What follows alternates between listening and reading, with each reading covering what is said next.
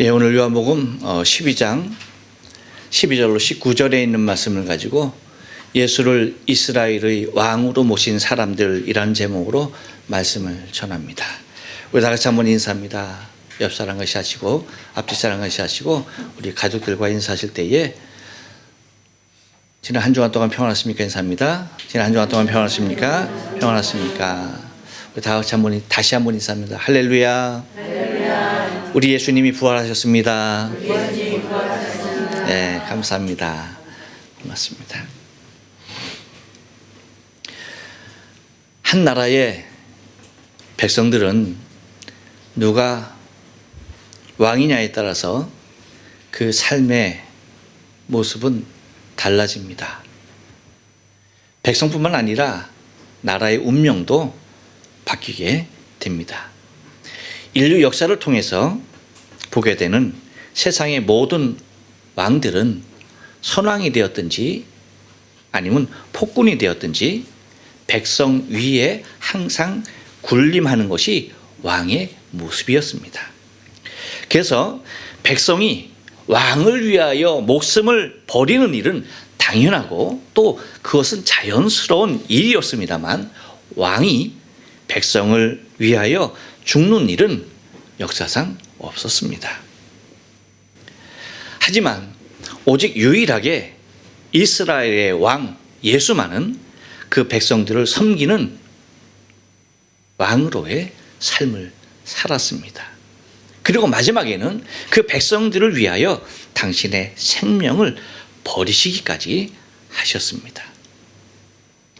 여러분, 그래서 인류의 역사에서는 예수를 왕으로 기록하고 있거나 또한 예수를 왕으로 기억하지도 않습니다. 하지만 여기 그 누구도 예수를 왕으로 인정하지 않는 사람들 중에 오직 예수를 자신들의 왕이라고 외치는 자들이 있는 것이 오늘 본문의 내용인 것입니다. 여러분, 이러한 모습은 우리가 정치적인 상황으로 보면 로마의 지배를 받고 있는 이스라엘 백성들로서는 분봉왕 헤롯이나 가이사랴 황제 이외에 왕을 인정하고 부르고 추앙하는 것은 매우 위험한 일이며 끝내는 십자가에 못 박혀 죽을 수도 있는 일이었기 때문에 결코 쉬운 일이 아니었습니다. 하지만 이들이 예수를 향하여 이스라엘의 왕을 찬양하며 예수를 향하여 이스라엘의 왕이라고 칭하고 찬양했던 그들이 예수를 통하여 경험하였던 위대한 일들이 그들에게 있었기에 예수는 이스라엘의 왕이요 내가 칭송하기에 합당하다라고 할 수 있었던 것입니다. 정치적인 현실적 힘의 논리보다 더 사실적인 자신들의 감격이 있었기에 이러한 모습은 가능했던 것입니다. 곧 그 감격에 사로잡혀 예수를 이스라엘의 왕으로 모신 사람들은 과연 어떤 사람이었을까요? 오늘 본문에서 그들을 어떻게 묘사하고 있는지 오늘 본문을 살펴가면서 우리가 은혜를 나누길 원합니다. 여러분, 예수를 이스라엘 왕으로 모신 사람들은요, 한번 따라서 합니다. 시골에서 올라온 가난한 사람들이었습니다. 예, 여러분 12절 상반절 말씀 보면 이렇게 얘기하죠. 그 이튿날에는 명절에 온 큰 무리가 라고 얘기합니다. 그러니까 명절에 올라온 큰 무리라고 그렇게 지칭하고 있는 것을 바라보게 되어집니다. 이들이 예수님을 이스라엘 왕이라고 얘기하고 호산나 찬송했던 사람들이 바로 이들입니다. 그들은 예루살렘의 거민이 아니었어요. 유월절 절기를 지키기 위해서 그리고 유월절 절기에 하나님을 예배하기 위해서 먼 지역으로부터 올라온 다 시골 사람들이었던 것입니다. 그래서 얘기하는 것이 명절에 올라온, 그렇죠? 명절에 온 큰 무리가라고 얘기하고 있는 것입니다. 여러분, 지금도 그렇지만 도심에서 멀어질수록 경제적으로 힘든 사람들이 살아가게 됩니다. 곧 먼 곳에서 올라온, 그 시골에서 올라온 그들은 가난한 사람들, 힘없는 사람들일 수밖에 없었던 것입니다. 비록 그들은 예루살렘에서 멀리 떨어진 시골에서 살던 사람이지만 그들은 자신의 마을에서, 자신의 그 시골에서 그리스도 예수의 말씀을 듣던 자들로, 또한 예수님께서 행하신 많은 기적들을 친히 눈으로 목격했던 자들로서 예루살렘에서 그들이 사모하는 주님을 뵙게 된다라고 하는 그 사실 하나만으로도 너무나 감격스러운 마음으로 예루살렘에 달려왔던 사람들인 것입니다. 그러기에 그들은 예루살렘 거리에 나와서 나중에 올라오시는 예수님을 찬송하며 맞을 수 있었던 것입니다. 여러분, 우리가 기억해야 할 것은요, 그들은 예루살렘에 거주했던 사람들이 아니라는 거예요. 다 먼 곳에서부터 명절을 지나기 위해서 올라온 사람들이었다는 것입니다. 이와 같이 여러분, 그리스도가 어떤 분인지, 그리스도가 누구인지에 대한 참된 가치를 발견한 사람만이 예수 앞에 나오게 되고 예수님을 향하여 찬양하게 되고 예수님을 칭송하게 되는 것입니다. 그들의 특징이 무엇입니까? 다른 것 아니에요. 주님에 대하여서 존경을 품게 되는 것입니다. 예수님께서 행하며 예수님께서 사셨던 그 삶의 모습을 직접 자신들의 눈으로 보며 예수님을 경험했던 사람들이 다시 예루살렘에서 하나님의 성전이 있는 그곳에서 주님을 만나길 소원하는 그 기대감으로 올라왔던 사람들인 것입니다. 또한 여러분, 주님께 영광을 표현할 수 있는 어떠한 경우라 할지라도 그들은 열정적으로 사람들 앞에서 예수를 이스라엘의 왕이라고 고백하는 것에 대하여 전혀 부끄러워하지 않았던 것을 우리는 바라보게 된다는 것입니다.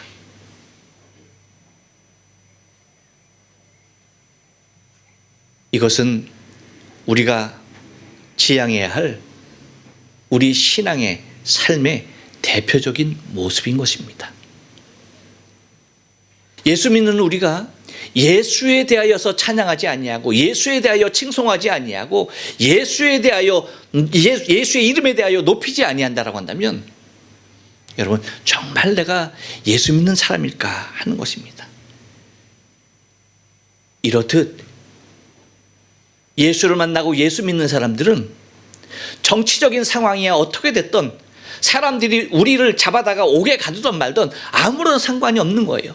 예수님께서 예루살렘 성, 하나님의 아들이 하나님의 집이 있는 예루살렘 성으로 입성하는 그 자체만으로도, 그 승리의 입성 자체만으로도 감격스럽기에 부족함이 없었던 것입니다.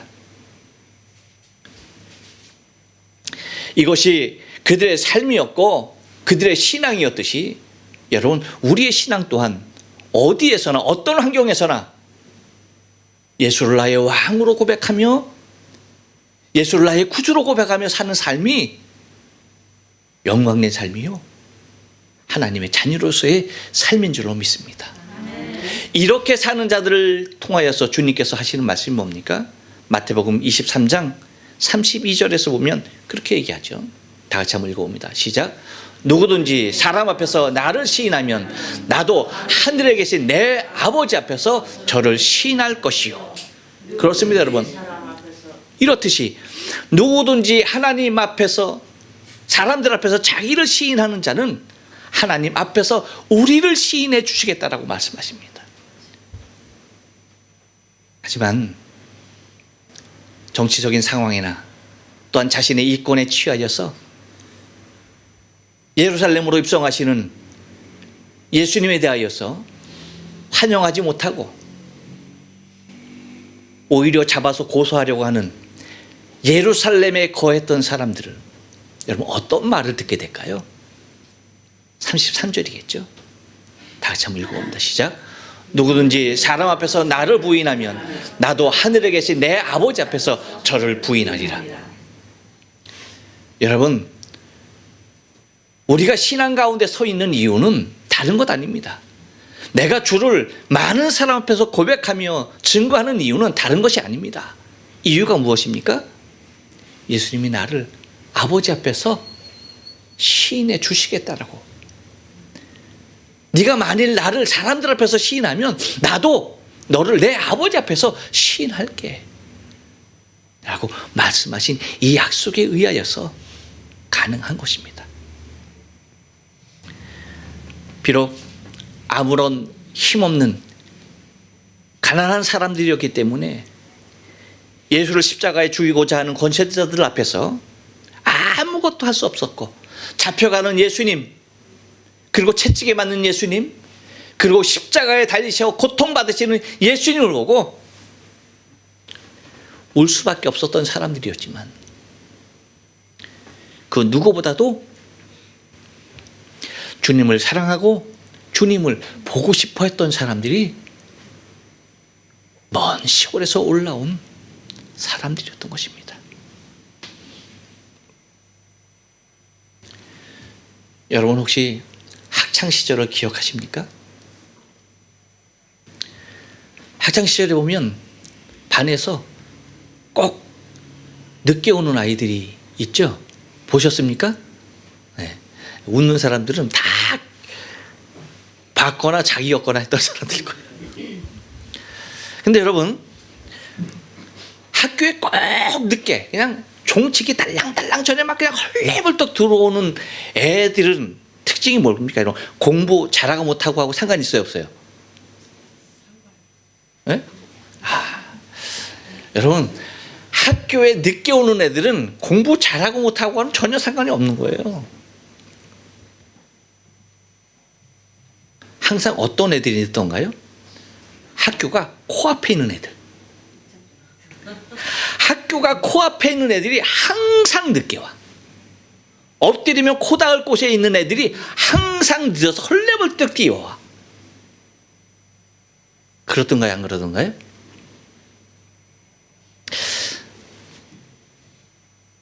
제 기억으로는 제가 중학교 때에 전교에서 가장 멀리서 학교를 다녔던 학생입니다. 누구 생각으로는? 네, 저의 생각으로는. 이유가 뭔지 아십니까? 그렇게 생각한 이유는 다른 데 있지 않아요. 제가 전교에서 제일 1등으로 왔어요. 항상, 언제나, 매일, 에브리데이. 그랬어요. 제가 중학교 때 개근상을 탔는데요.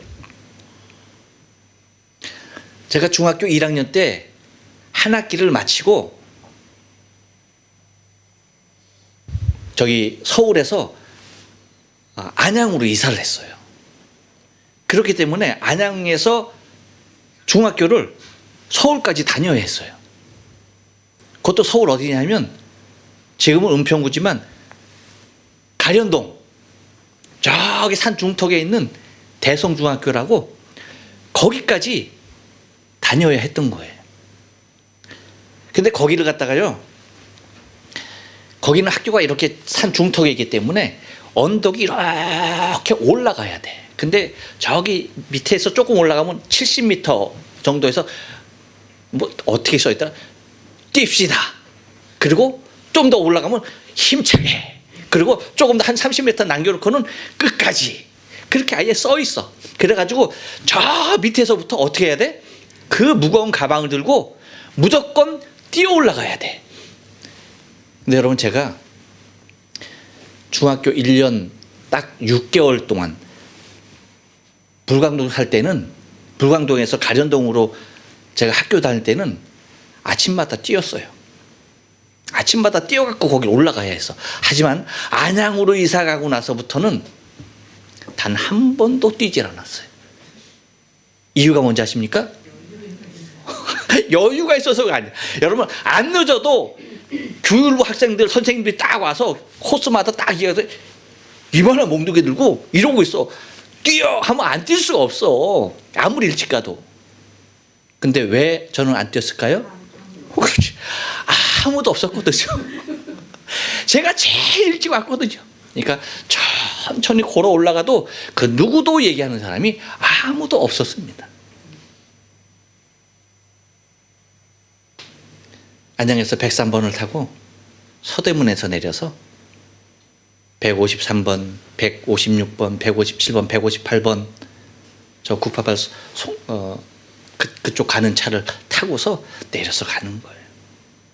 아무도 없는 그 새벽에 일어나서 도시락 2개 싸들고, 어머니가 싸주신 도시락 2개를 싸들고 학교에 가장 먼저 가서 아무도 없는 교실에서 도시락 하나를 아침밥으로 먹고 그 다음에 나머지 하나를 점심밥으로 먹고 그러고 왔습니다. 제가 왜 이 얘기를 드리냐면, 여러분, 성경에 나오는 대부분의 사람들은요, 특별히 주의 성전에 가까이서 살면 살수록 주님으로부터 거리가 먼 생활을 하는 것을 우리가 성경을 통하여 보게 돼요. 먼 시골에서 올라온 사람들, 여러분 어떻습니까?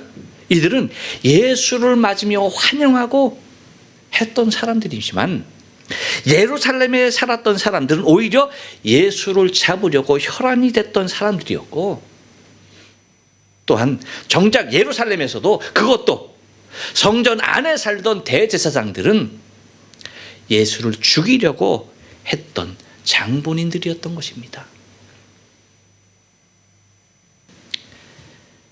이렇듯 하나님의 성전에 가까우면 가까울수록 오히려 그 중심에서는 주님이 멀어져 있는 모습을 바라보게 됩니다.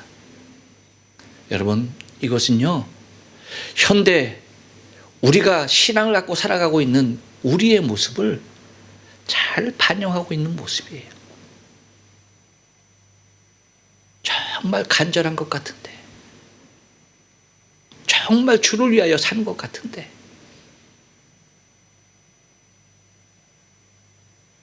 오히려 주님께로부터 떨어져 있는 많은 사람들이 있다는 것입니다. 마지막 날에도 그렇겠죠. 주님이 보시면서 찾는 사람들도 그렇겠죠. 그래서 여러분 하는 말이, 천국에서 목사 보기가 그렇게 힘들다는 거예요. 많은 사람이 내 이름으로 주여 주여, 내가 주의 이름으로 선지자 노릇하고 내가 주의 이름으로 병자도 냈고 귀신도 쫓아냈습니다. 근데 주님 뭐라고 하십니까? 내가 너를 도무지 알지 못하겠다 라고 하시는 그 이유가 다른 데 있지 않습니다. 주님은 우리의 겉모습을 보시는 분이 아니에요. 우리의 중심을 살피시고 우리의 속을 그 누구보다도 면밀하고 보고 계시는 분인 것입니다.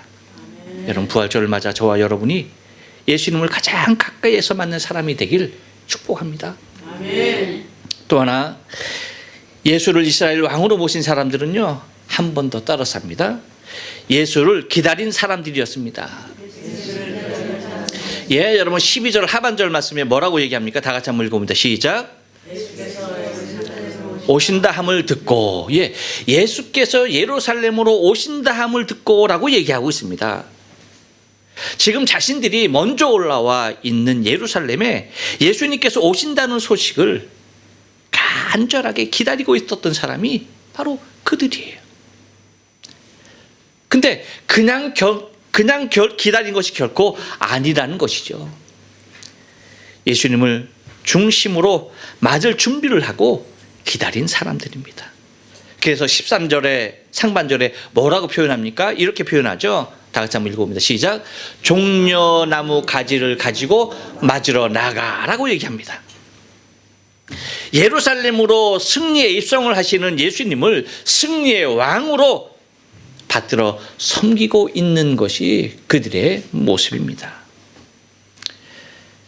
이들이 예루살렘에서 예수님을 종려나무 가지를 들고 기다리며 맞았듯이 우리는 신랑 되신 예수님께서 이 땅에 다시 오시는 그날을 정말 손꼽아서 기다리며 아름다운 신부로 단장하고 기다릴 수 있는 우리가 되어야 하는 것입니다.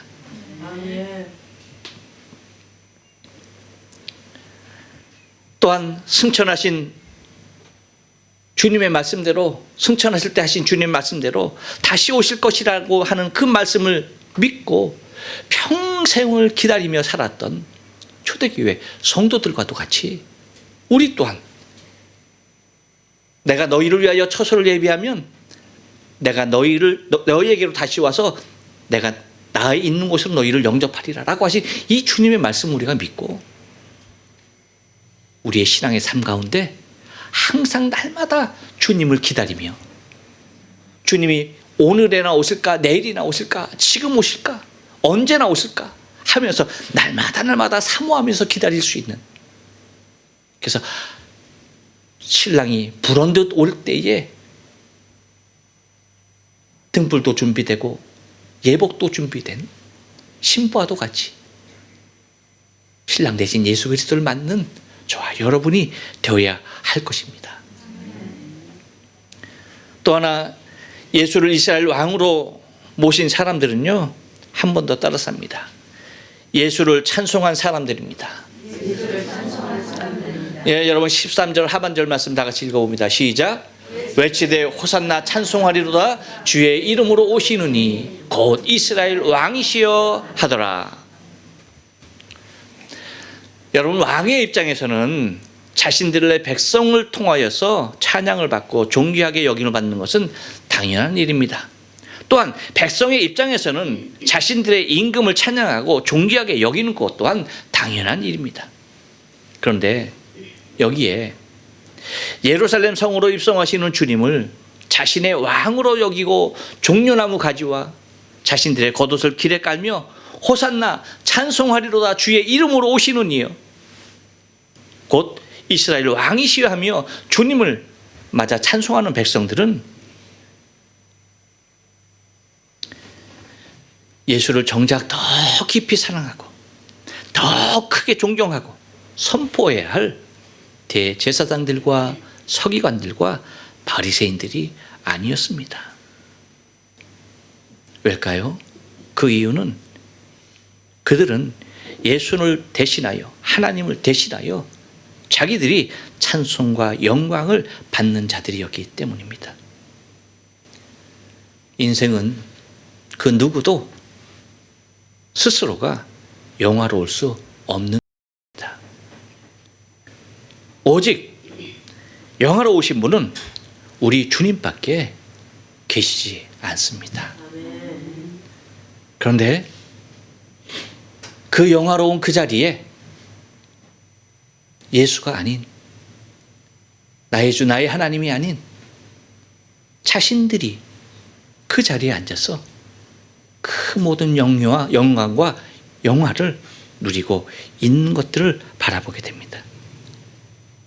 곧 인간은 그 누구도 하나님의 영광을 가로챌 수 없는 자들임에도 불구하고 그 영광을 가로채고 있는 자들을 바라보게 된다는 것입니다. 이사야 선지자를 통하여서 이스라엘 백성들에게 말씀하시는 것은 무엇입니까? 이사야 43장 21절에 다 같이 한번 읽어봅니다. 시작. 이 백성은 내가 나를 위하여 지었나니 나의 찬송을 부르게 하려 함이니라. 그렇습니다. 호산나 찬송하리로다 주의 이름으로 오시느니 곧 이스라엘 왕이시여라고 찬양해야 할 것은 비록 먼 시골에서 올라온 가난한 사람들만이 아니었을 것입니다. 이스라엘 성에, 예루살렘 성에 거하는 이스라엘 백성 모두가 다, 아니 하나님의 성전에서 봉사하고 있는 제사장들, 서기관들, 그 유대인의 지도자들인 바리새인들 할 것 없이 모두가 다 예수님을 찬양하고 호산나 외쳐야 했었을 것입니다. 하지만 그 자리에 서 있는 것이 모든 백성이 아니었습니다. 오직 하나님을 향하여서, 왕이신 내 아버지를 향하여서 찬송할 수 있는 사람들은 이사야 선지자를 통하여 말씀한 것 같이 하나님의 백성뿐입니다. 하나님께서 자신의 백성으로 삼으신 자들만이 하나님을 찬송할 수가 있는 것입니다. 그러기에 여러분, 우리가 주를 찬송하며 주의 이름을 영화롭게 하고 주의 거룩한 이름을 높이는 것은 우리에게 있어서 한량없는 은혜이고 감사함이 아닐 수가 없습니다. 아무나 거기에 동참할 수 있는 것이 결코 아닌 것입니다. 하지만 우리가 그 먼 곳에서 올라온 그들과도 같이 여호와 하나님을 찬송할 수 있는 자들이 되었다는 그 사실 자체가 얼마나 감사한지요. 그러므로 여러분, 우리의 평생의 삶을 통하여서 날마다 주를 향하여 찬양하며 날마다 주의 이름을 높이며 날마다 주의 거룩함을 드러내야 할 줄로 믿습니다. 또 하나, 예수를 이스라엘 왕으로 모신 사람들은요, 한 번 더 따라삽니다. 예수의 일을 증거한 사람들입니다. 예, 여러분 17절 말씀을 다 같이 한번 읽겠습니다. 시작. 나사로를 무덤에서 불러내어 죽은 자 가운데서 살리신 때에 함께 있던 무리가 증거한지라. 예. 인생의 마지막은 죽음입니다. 그러므로 죽음 앞에서 모두 침묵할 수밖에 없는 것입니다. 사람이 죽음을 이기고 다시 살아나는 일은 없는 것입니다. 그런데 그 죽음 가운데서 살아난 사람이 있었는데 바로 나사로였던 것입니다. 이 소문은 일파만파 전 이스라엘 지역으로 퍼지게 됩니다. 따라서 다시 살아난 나사로를 몹시 기대하고 보고 싶어 했던 사람들을 우리가 바라보죠. 그렇죠? 그래서 우리가 전 시간에 봤듯이 여러 곳에서 나사로를 보고자, 그렇죠? 몰려왔던 많은 사람들이 있었던 것을 우리는 바라보게 됩니다. 그러니까 나사로를 보는 것도 큰 기대가 되지만 사실 나사로를 볼 수 있다는 것이 여러분 그렇게 쉬운 일은 아니잖아요. 그러니까 무엇이라도 바라는 것입니까? 그 기적의 현장을 목격한 사람들의 증언이라도, 직접 본 사람들의 말을 직접 듣는 것이라도 했으면 하는 것이 그 먼 곳에서 올라온 이 무리들의 간절함이었던 것입니다.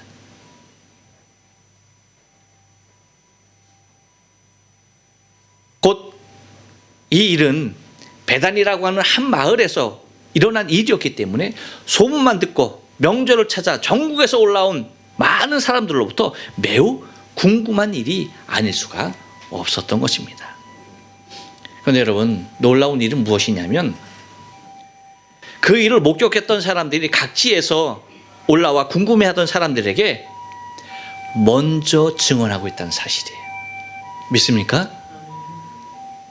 그래서 17절에서 얘기하는 것이 다른 것이 아니잖아요. 나사로를 무덤에서 불러내어 죽은 자 가운데서 살리실 때에 함께 있던 무리가 뭐예요? 증거한지라. 예. 나사로야 나와라 라고 할 때에 그 현장에 있어서 나사로가 걸어 나오는 그 모습을 본 사람들이 예루살렘에 올라온, 각처에서 올라온 그들에게 이것을 자기 스스로가 먼저 증언하고 있다는 것입니다. 만약에 여러분이라면 이 놀라운 일을 목격한 장본인들이라고 하면 먼저 말하지 않겠습니까? 혹시 먼저 말하지 않고 배길 수 있는 사람, 막 그냥 그럴 수 있어요? 없잖아. 임금님기가 당나귀인 거 그거 본 것만으로도 그냥 얘기하고 싶어서 미치겠는데, 여러분 그 정도입니까? 아니잖아요. 죽은 사람이 살아난 것을 직접 목격했는데 침묵할 수가 있겠습니까? 없는 것이죠. 아니면 누가 물어보기까지 난 절대 말하지 않을 거야. 빨리 물어봐. 여러분 이러고 있는 것입니까? 아니죠. 예수님의 부활을 목격한 두 마리아가 제자들에게 달려가서 예수가 부활했다고 말하듯이 먼저 말하지 않을 수가 없는 것입니다. 이렇듯 예수의 부활을 목격한, 나사로의 부활을 목격한 그들이 그 일에 대하여서 궁금해하는, 소문만 듣고 있었던 수없이 많은 예루살렘에 온 각처에 올라온 그들에게 열심히 증거하고 있는 그 모습을 우리는 바라보게 된다는 것입니다. 예수를 이스라엘 왕으로 모신 자들의 삶은 비록 누구도 알아주지 않는 큰 무리라는 이름으로 기록되어 있었지만, 그 누구보다도 힘없고 가난했지만 예수를 기다리던 사람이었고, 예수를 만나게 되자 가장 뜨겁게 호산나 찬송한 사람들이었고, 예수께서 하신 일에 대하여 증언한 사람들이었습니다. 지금도 예수를 나의 왕, 나의 구주로 모신 자들은 2000년 전 예수를 이스라엘 왕으로 모신 자들과도 같은 자의 삶을 살아가야 하는 것입니다. 기도하십니다.